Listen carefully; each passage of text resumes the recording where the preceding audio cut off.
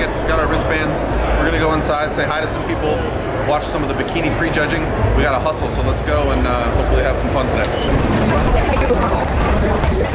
I just assumed I'd play the part of keeping you in the right direction. No matter how your confidence may fall, I'll be here as your foundation. And I say, hey, yo, just let it go. Your struggles won't remain. And I say, hey, yo, we're holding hope and wake up yesterday. So hold on to me.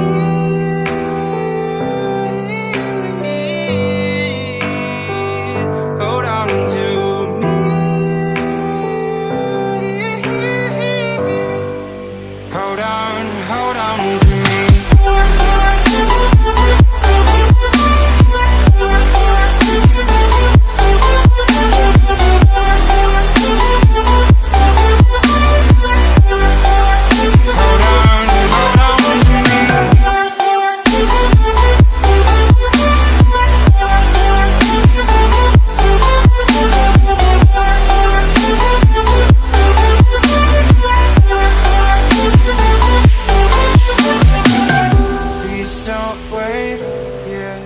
Until your faith is shaken, there's a whole lot of good on your mind and on my mind. And I know that right now I'd like to play the part to rebuild you one more time.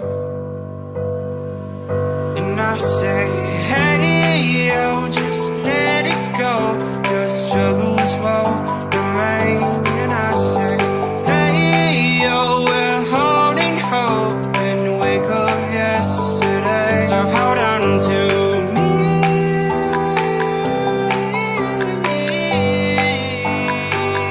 Hold on to me.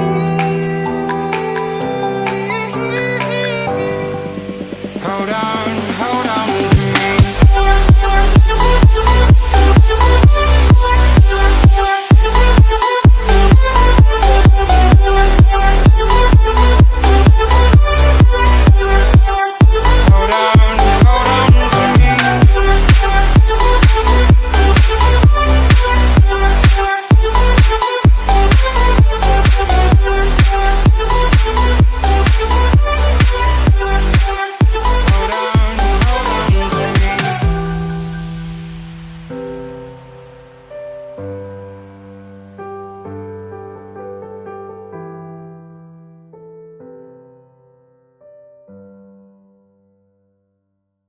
My name's Ty. I'm from Winnipeg, Canada, Full Scene Athletic Center. So this is obviously my man. This is my channel, so anyway, Ty had some questions. I figured I'd put them on. Maybe someone else can get some value out of this. So go ahead, shoot your questions. For sure. All right, so a couple questions I had for you, Paul, was you know, it looks like you've been becoming one of the best coaches in the fitness industry as far as the natural Thank you. organizations, and you know, just wanted to know your thoughts on that and sort of kind of what your sort of keys to success are as far as that. So I appreciate that. I won't ever probably consider myself one of the better coaches, but I think for me the value in coaching was first coming from the competitor aspect and having the coach and seeing what that relationship was like, so that I could then kind of pass that on to my clients, that experience. You know, there's probably some great coaches out there that don't compete, but I feel like to be a great coach, you have to have gone through what your clients and athletes have gone through.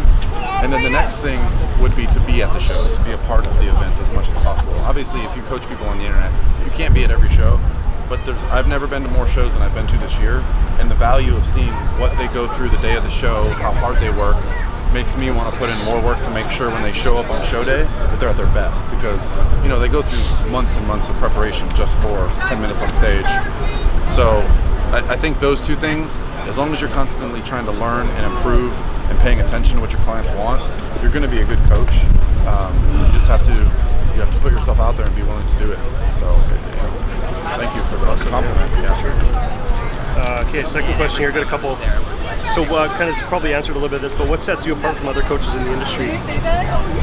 That's probably not a question I could answer. That would be something somebody else would answer. I'll just say that, I don't know everyone else's beliefs, but I love coaching. Like, if I won the lottery tomorrow and had $100 million, I would still coach. I genuinely love coaching. I feel like some people coach because there's money there or because there's a need or a demand. And then the problem becomes once you become successful and it's not your crazy passion, other things start to take precedence. Whereas I genuinely love coaching. Like, I want to do it all the time. So that's awesome. If that sets me apart, then that's good. But that's where I come from. For sure. So the next question is kind of quickly.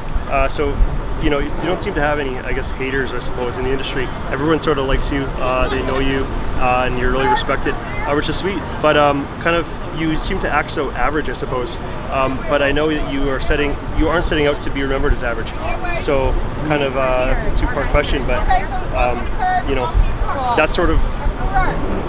I mean, I guess you're. I don't know how to say that one. Say it again, because I kind of get some drift. Okay, so yeah, I know. You seem to act so average when you're sort of like within the industry and sort of you're very humble yourself when you're doing things. But I'm sure you don't mean to be setting yourself out to be remembered as sort of average or an average kind of person or competitor or athlete or coach, right? Well, so here at the end of the day, you got to remember one thing. I'm a coach. I'm not the person on stage doing the work. I do compete at times, but I don't want the focus to be on me. The focus should be on the athletes. So I also come from a background where I worked at a car wash. I worked at a restaurant. I've got multiple degrees. I've got a master's degree in business.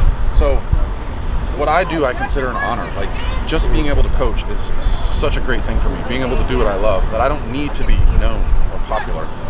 I put out information, and so I've gotten maybe some type of recognition for that, but I don't need that.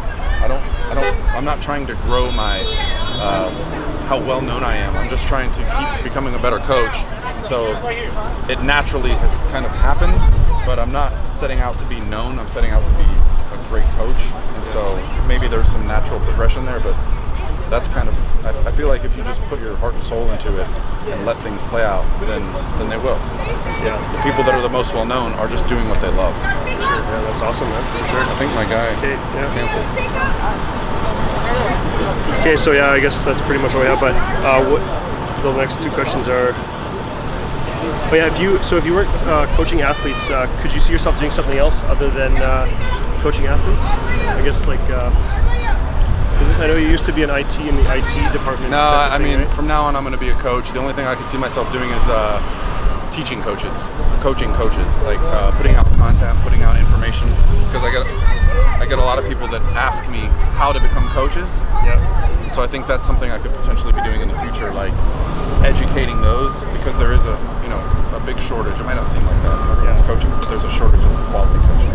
Sure. So I can see myself doing more of that in the future. So kind of like an SBS Academy kind of thing where you're coaching and educating people on how to basically. Exactly. Yeah, that's awesome. Cool. So as I learn more, I'll put out more. Yeah, that's awesome. I appreciate your time, man. Thanks, man. Honestly, it was an honor to meet you. I'm sure I'll see you guys again. You too. Good to meet you as well, Chad. Well, I'll see you tomorrow, bud. And he's like, well, we should talk.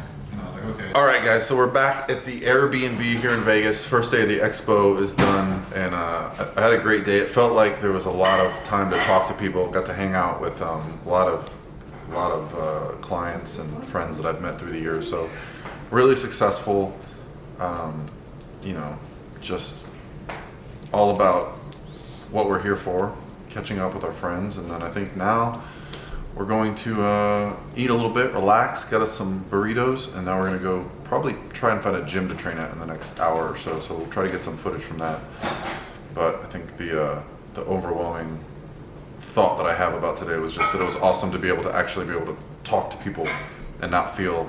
Sometimes at the bigger expos you can feel like a little bit overwhelmed, and I never felt that today. I just felt like there was great conversation after great conversation. I got to meet someone that I've always wanted to meet for the last few years. That's Con Wolf, who was here at the expo, and when you get to meet people in real life that you knew from the internet, that's always nice. And then my man Colin just got here. Could I eat some steak? Yes. So now the whole gang is here. Colin was kind of put out because of the hurricane. He had to go to Tennessee. He was scared for his life. But now he is here, and so we're gonna go out and have some fun, train, and then start over.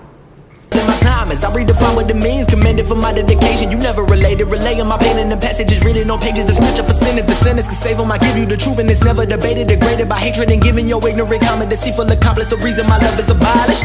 Lord, I'm writing a story that you couldn't fathom. Yeah, I'm giving a vision that you can't imagine. Yeah, do I wanna live is the question that I have been asking. All of the pain that I put in my lyrics, I wonder can anybody really grasp me, Lord? Yeah, you wondering what is my thesis? Yeah, you wondering what is my thesis? And would it really be a trick for us if we didn't go to IHOP? All else fails, I feel like I've been to IHOP with Chad and Paul. And Steven. I'm pretty sure that Orlando weekend we went like 3 times in 2 days. Yeah. Extra egg whites over here, right? Ma'am. Okay. These are really hot, you guys need to be careful. Just Russia's. That's what they're saying.